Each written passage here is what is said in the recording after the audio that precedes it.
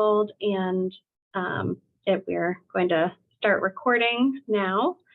For those of you that don't know me, my name is Emma Gelsinger. I'm a Senior Director here in Academic and Health Affairs at the Coordinating Board. A big part of my job has been managing this rule implementation for the new rules that were passed in the fall and the spring. And I'm going to go ahead and share my screen. The recording will be posted. Apologies for the last time. We had some technical difficulties with our Zoom account, and so it only recorded the audio transcript, but we do have the video recording happening this time. So that will be posted along with the slides to the website.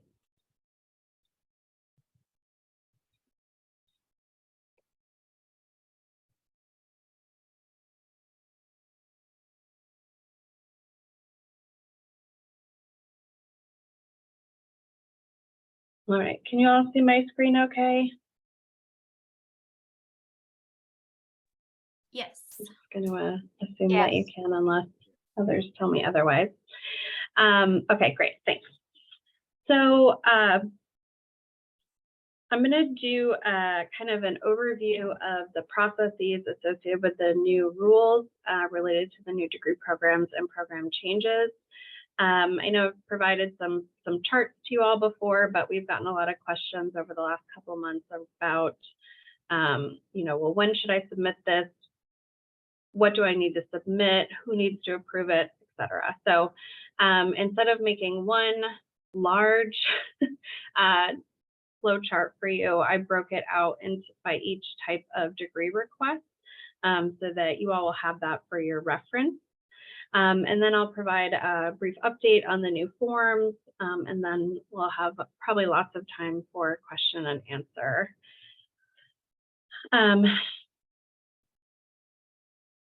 So you've probably seen this before in previous PowerPoints. I updated it a little bit based on the effective dates that have passed. But this is, again, just here for your reference as sort of a quick look at the approval levels. For the planning notification, I'm trying to move this. There we go. For the planning notification, again, this is currently in effect. Some of the significant changes are that, we're not requiring a formal letter or signature. It's just that short online form that needs to be submitted. And then after we receive that form, we will send back the labor market information after we receive it. Another big difference is that there's the addition of the one-year waiting period for doctoral programs. So if it's not a doctoral professional program, we don't have any major timeline requirement for when you can submit the full degree program, but we do recommend that you wait until after receiving the LMI to submit the full degree program proposal.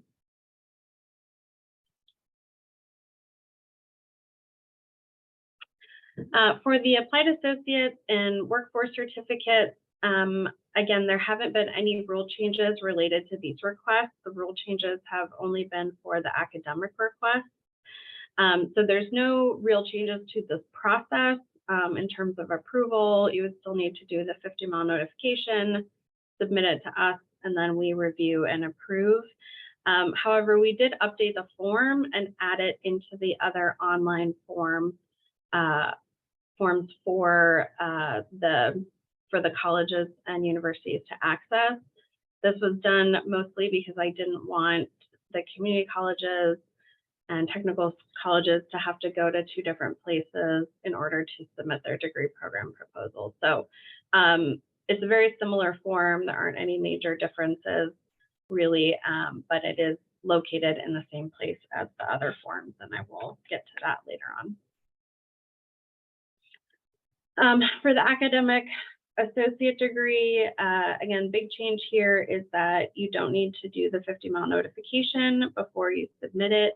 Instead, we receive it, review for admin completeness, and then we send out a 30-day comment to the area institutions. So we would receive those comments, there's any major issues, we would reach out to the institutions to discuss any problems with that. Bachelor's degree at a community college, again, same thing here, no 50-mile notification. And board approval is only required for the first bachelor's degree at a community college because this would be equal to essentially a level change. Currently, if the bachelor's degree is over 2 million or engineering, et cetera, then it needs to go to board approval, but we no longer have that criteria. So again, just the first bachelor's degrees at the community colleges need to go to our quarterly board meetings for approval. Hopefully that will expedite the timeline on some of those. So again, we have for the university degrees this alignment around the greater than or less than or greater than or equal to 50% new content for the SAC-COC requirements. And so again, here also no 50-mile notification. We manage that 30-day comment period process for you all. And then these that are less than 50% new content go to the assistant commissioner for approval. For the 50% or more new content, similar to the less than 50% new content process. However, it has been elevated to a commissioner level approval, which is a new level of approval for our degree programs. Sort of a clarified new level of approval, I will say. For doctoral and professional, there is not any significant changes to this process, with, again, the exception of that 1-year waiting period for doctoral programs for the planning notification.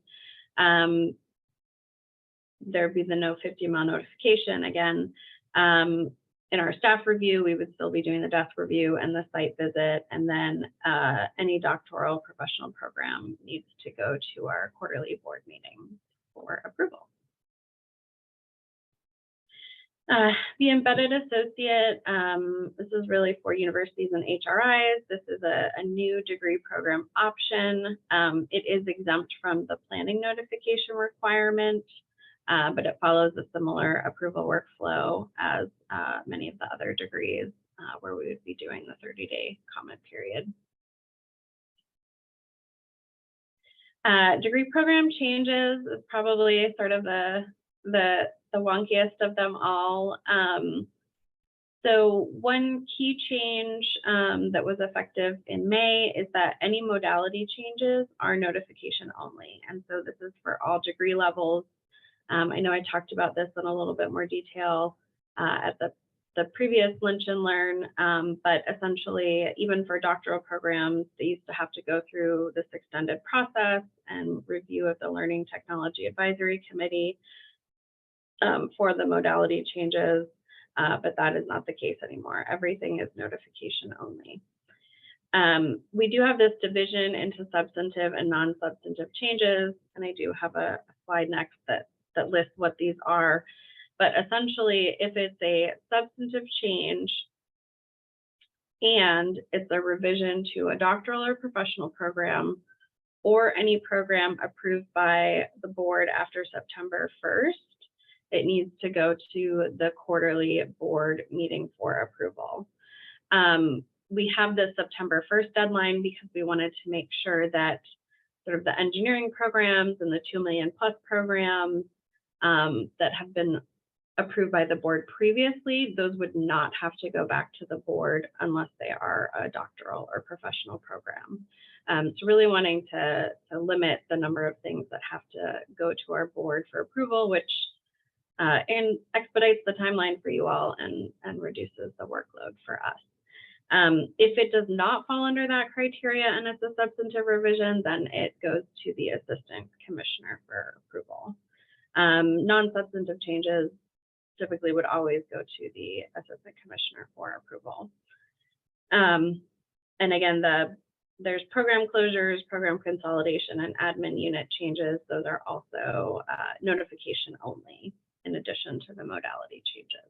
Hey, Emma, we have a question. Since you just covered the substantive changes, what does that mean in the context of the form? So again, just for reference here, this has been on other PowerPoints, but I just wanted to provide the distinction between the non-substantive and substantive. We have a location change that's substantive. Again, we anticipate this will be very rare. It's only happened, once or twice in recent history. So this is, of course, distinguished from the off-campus request. Adding or changing an off-campus location is not a location change. This is really referencing completely closing a program at one location and moving it to another. So if you have any questions on that, you're not sure if what you're proposing is a location change, please just reach out to us. Again, we would expect that to be very rare. And then the funding model change, this would be changing from self-supported to formula funded or vice versa, or adding a funding model to an existing funding model as well. So for the new academic certificates,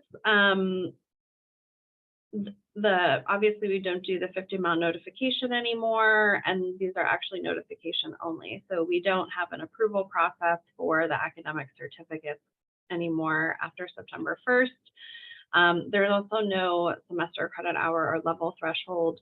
Right now, our rules are, certain specified types of certificates at certain SCH thresholds.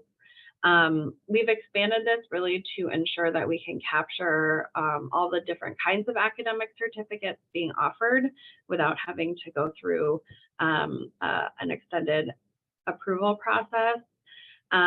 We will have a form available for notifying us of new academic certificates. That notification, it doesn't have to happen before you offer it, but it does have to happen within 90 days of the initial offering date of any certificate that begins to be offered after September 1st. We are working on a process for sort of a bulk collection of any that you offer, so that we have that for the records and you don't have to submit individual requests for every single one. That is taking a little bit longer than expected. So my initial plan was to do a bulk collection and then start providing the form for periodic updates. But I think given the issues we've had with that in terms of connecting to our databases, I think we'll provide the form for updates of new certificates that you start offering after September 1st. And then hopefully by the end of the year or the beginning of the next year, we would have a process to do a bulk collection for anything that isn't currently on file for you all. Again, we review for admin completeness and then update the certificate inventory. And right now our certificate inventory is not displayed with the program inventory for academic programs at the universities. And so I'm working on a way to try and make that available to folks so that you can go through and see what we already have on file. So that would be a part of the bulk collection process as well. All right, that is it for the processes. I did want to talk about the new form, but I want to make sure. Are there any questions about the process map that I just showed? I'm trying to pull up the chat. Yeah, there's a couple of questions in there for you.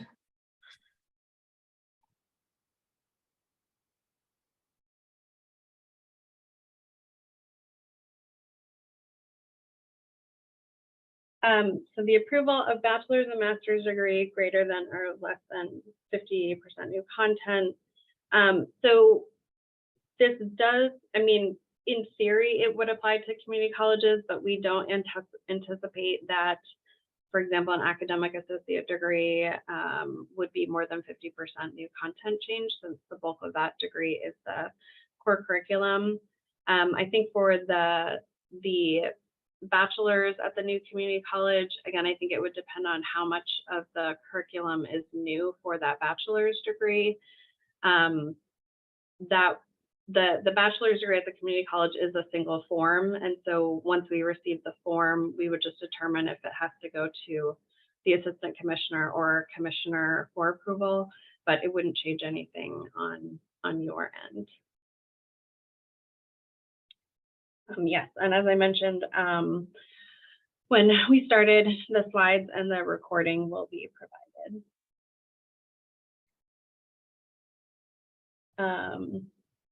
The modality changes for notification, my understanding is that is for, again, all degree levels, but I will double check. I believe the distance education rules apply to all the degree levels, but I will double check that.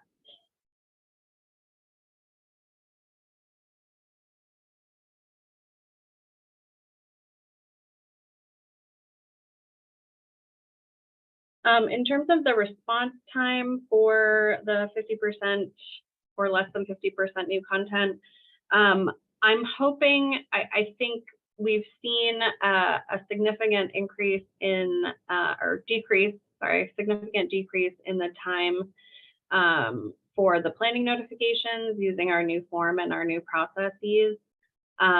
I'm really hoping that the new processes and the new forms we've set up for all the other degree requests will be expedited.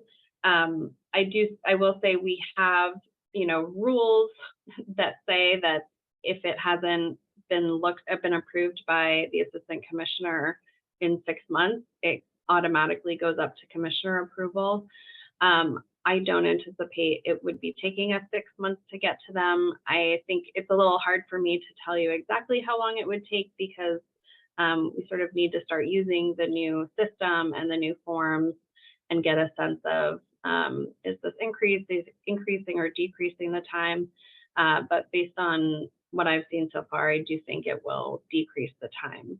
We've automated a lot of our internal processes in terms of routing things and approvals and letters and things like that. So I am pretty optimistic that you will see a improvement in the time. However, I just with the caveat that at least in the fall, we'll kind of be in this crossover time where we have things processing through the old system and the new system. And we're still getting to know and learn the new system. So there may be a few hiccups, but overall, I think this will improve things for both the institutions and for our agency.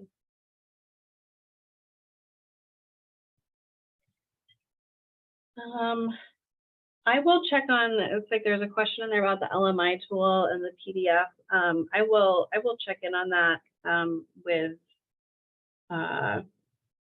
Mike Villarreal and make sure that that tool is processing properly.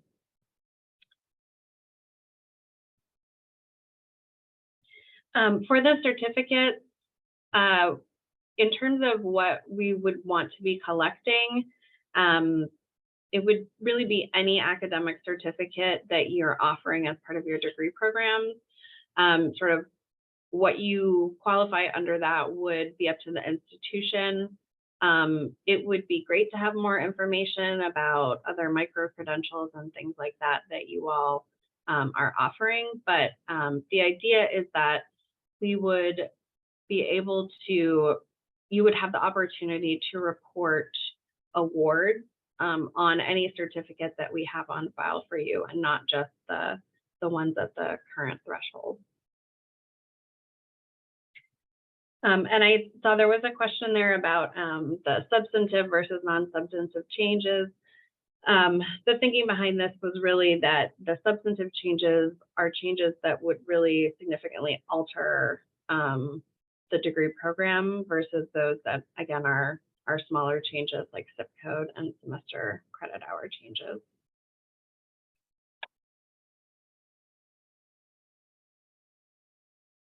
Yes, and if you have anything to submit before September 1st, it would fall under the current rules, and so it would fall under the current processes and the current approval levels.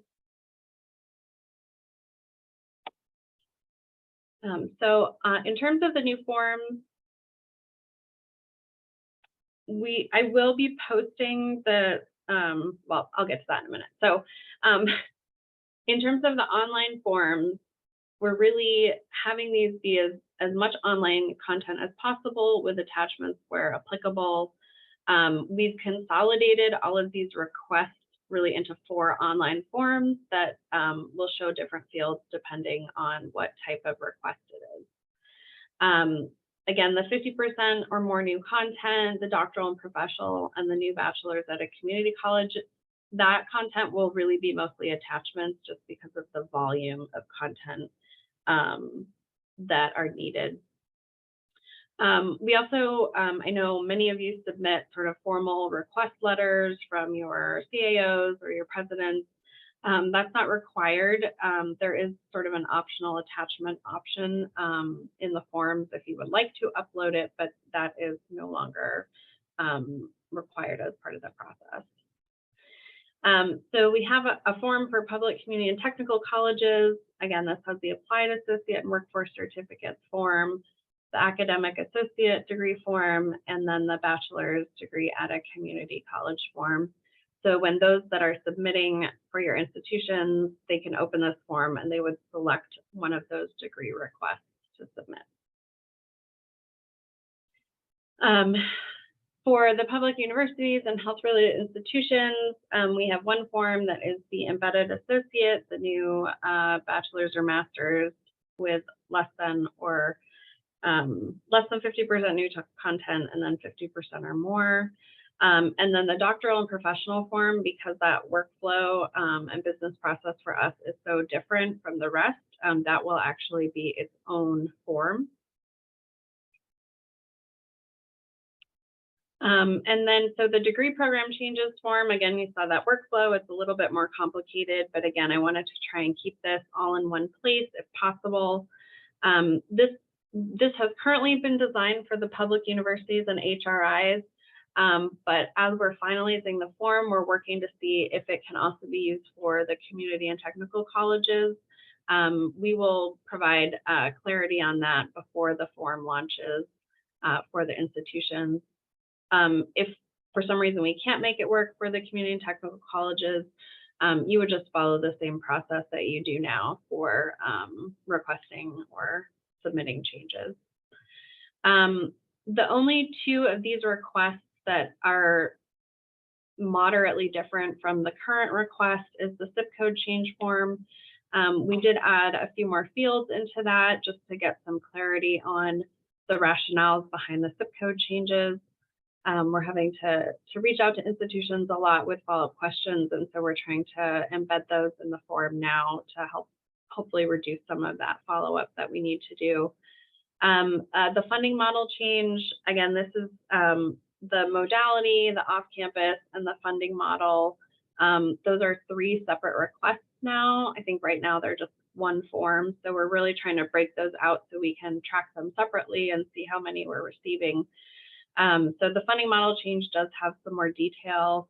Again, that will be posted for folks to look at. And if you have any significant questions, please just let me know. And then we also have this sort of other bucket as a catch-all where if it doesn't fit under this and you're not sure, but it's a program change, you can use that option as well. So again, just sort of a high-level recap on the distance ed changes. Any distance ed information for new degree programs, we are collecting that on the form itself. So you don't need an additional form or certification for distance ed for new degree programs. We ask those questions right on the online form. And as I mentioned, we're breaking out the modality off-campus and funding change requests. As we talked about at the last Lunch and Learn, there also is approval via the IPDE to offer distance ed at the institutional level. Those rules are effective December 1st. We're working with the Division of Digital Learning. We started the form and looked at the process behind that approval. And I believe LTAC is working on what that approval form would look like. So we'll be providing more information on that since it's a few months down the road. In terms of next steps, lots of next steps. So again, today's slides and the recording will be posted. I am going to post the forms as well, probably today or tomorrow. I'm listing them as still in draft mode, only because what we're finding is as we're finalizing the online forms, we're having to make small tweaks to the language or the order. And so I just want to make sure that whatever is put out there as the final draft really matches with the way it flows in the online form. But I wouldn't anticipate any major departures from the forms that will be posted. So you can use those to start building proposals. If there are any major changes, I would be sure to send a note out to everybody as soon as possible and to highlight that in the form itself of anything that is distinct from what we'll be posting right now. But I did not want to wait any longer to get those drafts to you. It's already been a little too long for my preference. We will have an August 22nd Lunch and Learn. This is really targeted at the people who would be going into the portal and submitting the forms to go over how to do that, etc. In August and September, I'm going to be really working on updating our web content since a lot of the forms and the processes will change. So once those web updates are finalized, I will also send that out to folks so that you have that for your reference. I've also scheduled a September 26th Lunch and Learn. This is really just sort of an open meeting to ask questions about the forms and form submission or the processes in case there's issues that come up when folks start using it. Obviously, we're always available to assist and answer questions, but I wanted to schedule a specific time for folks to meet and discuss. And also, folks end up having a lot of the same questions, so sometimes it's really helpful to meet as a group and talk through them. The certificate form, again, because of that 90-day window in which they need to be reported to us, the form would be available no later than November 1st. I'm hoping it will be well before that, but that is sort of our cutoff date for making it available for you all to report the certificates to us. I see there's a couple other questions in the chat. I'm going to stop sharing my screen. Figure out how to do that.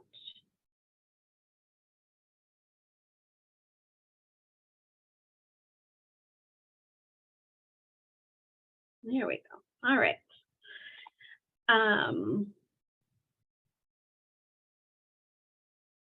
In terms of the definitions for substantive versus non-substantive changes being based on SAC COC definitions, Jessica, could you speak to that? I know you were more involved in the development of those definitions.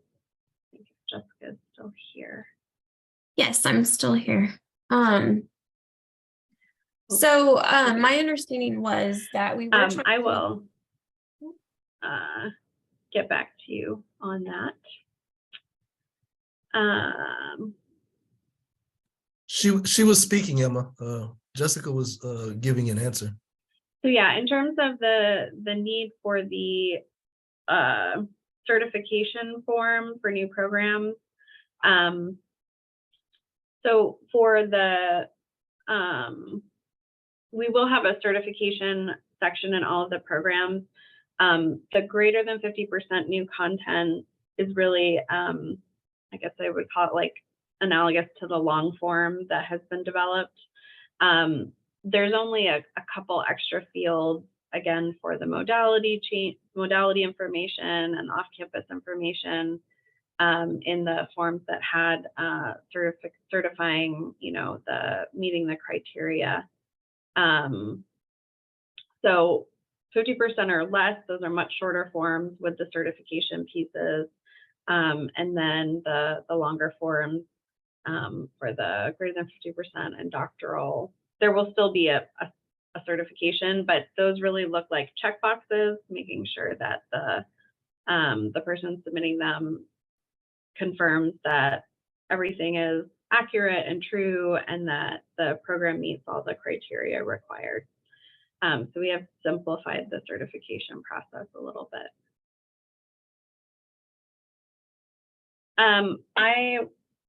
What I can do in terms of the dates for the future lunch and learns is they are listed in our implementation website, which I will put the link to in the chat so you can see those dates.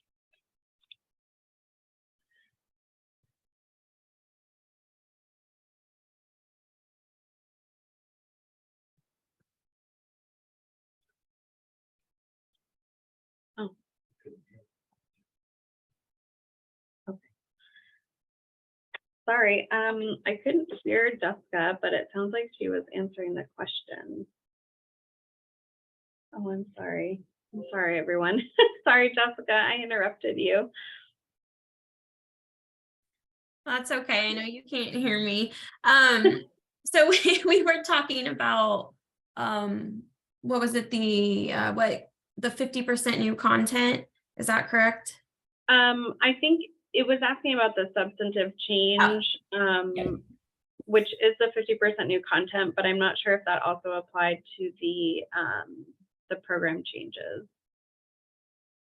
Yes, that would apply to the program changes. Okay, so the program changes and the new degree program substantive change definitions were based on the SAC COC criteria? Yes, that's correct. We were hoping to align as closely as possible with SAC COC requirements to make it a little bit easier on you all. So if it's something that you would typically need to report to SACs, then that's a good indication. You need to fill out the longer form with the coordinating board. Okay. Thank you. I'm sorry about that. I had my sound off on my laptop.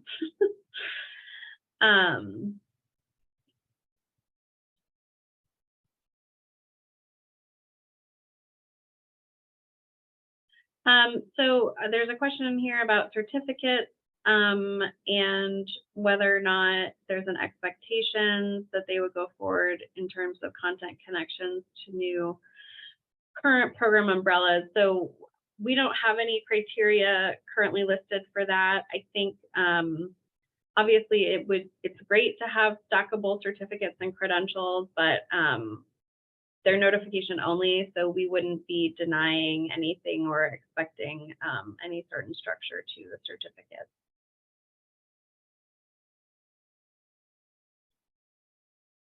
And yeah, so all of the new requests, whether it's a new degree program or a program change or a certificate, there will be an online form.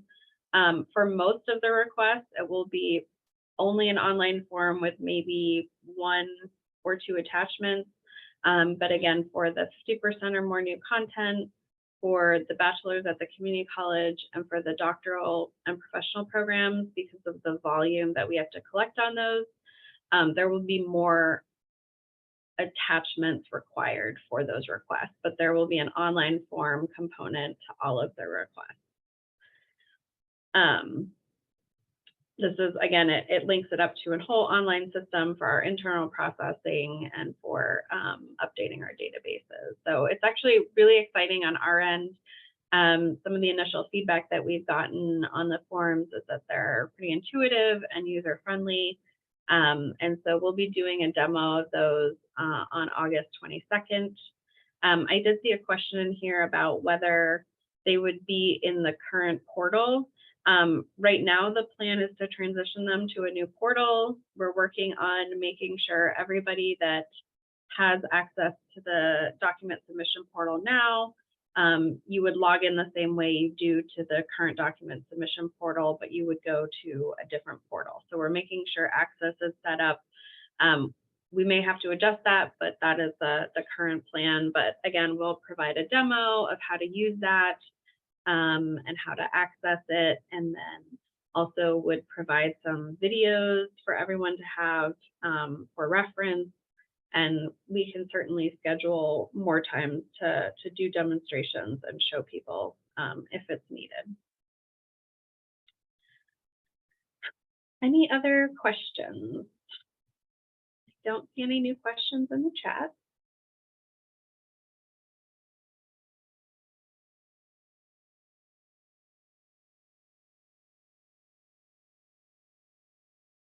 Okay, well, if there aren't any other questions, then can we go ahead and end early. Again, we'll post this information, and if you have any questions, please don't hesitate to reach out to me. We're sort of constantly fielding questions from folks. So I know this is a big change for everybody. It is a big change for us. I do think long-term it will really improve processing time and clarity and transparency around how we move these requests through our agency. And again, we tried to really reduce some of the content on the form so that there isn't as much for you all to fill out. So we're looking forward to it. And you know, if we get 6 months down the road and there's an issue, then we can certainly modify the processes or the forms as needed. So yeah, we will be posting the draft forms. I see, oh, we have new questions. So we will be posting the draft forms today or tomorrow, so that those are there for your reference. The questions on the 50% plus new content, most of them are similar to the current long form that you all have, but we actually tried to take out a bunch of information that you are currently providing that we really didn't feel was necessary. So for example, the information about the library, libraries and their offerings, the information about the strategic plans. So for example, what we did was we worked to set up the form so that what you're providing us gives us information about alignment with the statewide strategic plan, instead of having an entire separate section where you have to write a narrative about alignment with your strategic plan. So, or with the state strategic plan. So we really tried to limit as much as possible the information that we're collecting and make sure that what we're asking is really what we need to make sure that our staff feels comfortable approving it and not having sections that maybe didn't affect how we assess the program. So again, I think they've been received well from folks who have reviewed them and provided feedback. So if there's any major issue or red flag with the forms, please, again, don't hesitate to reach out to me and we'll talk about it. So thank you all for bearing with us through this change process, and let me know if you have any other questions.